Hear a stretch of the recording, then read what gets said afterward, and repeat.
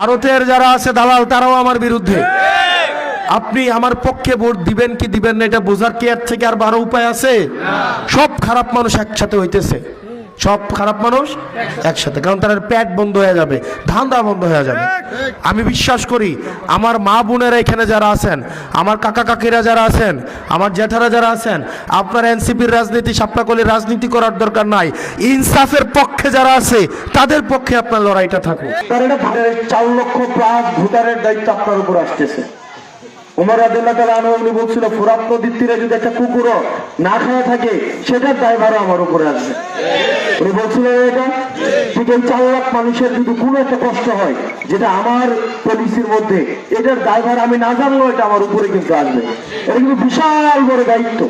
এটা কিন্তু জিতলাম, নির্বাচিত হইলাম, পরে ঢাকা শহর গিয়ে গাড়ি নিয়ে ঘুরলাম, আর আমার এমপির তো দেখছা এয়ারপোর্টে ভিআইপি গেট দিয়ে আসলাম গেলাম, একটা ফ্ল্যাট পাইলাম, এটার মধ্যেই কিন্তু সীমাবদ্ধ না। এটা বিশাল বড় দায়িত্ব। আপনি যে আজকে মুগ্ধতা নিয়ে এই প্রশংসা আমার করতেছেন, এটা সর্বোচ্চ 1 মাস দেখবেন। নির্বাচিত হয়ে গেলে 1 মাস 2 মাস 3 মাস অপেক্ষা করবেন, ঠিক কিনা? এরপরে কাজ কাম না হলে কি গালাগালি শুরু করবেন না? শুরু করবেন কিনা? ভালো করেই জানে কাজটা আমার দেওয়া হবে। তারাও এটা জানে যে মাদক বন্ধ হয়ে যাবে, তারা এটা জানে যে আমি যখন আসবো সুদ বন্ধ হয়ে যাবে, চাঁদাবাজি বন্ধ হয়ে যাবে, ধান্দাবাজি বন্ধ হয়ে যাবে। এটা তারা জানে, এটা জানে বলেই তারা আমার বিরোধিতা করতেছে।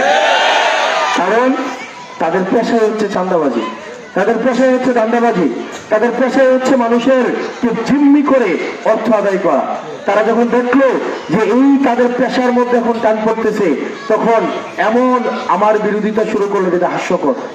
যাই হোক, আমরা আল্লাহর কাছে দোয়া করি তাদেরকে আল্লাহ হেদায়েত দিক, তাদেরকে আল্লাহ হেদায়েত দিক, তাদেরকে হেদায়েত দিক।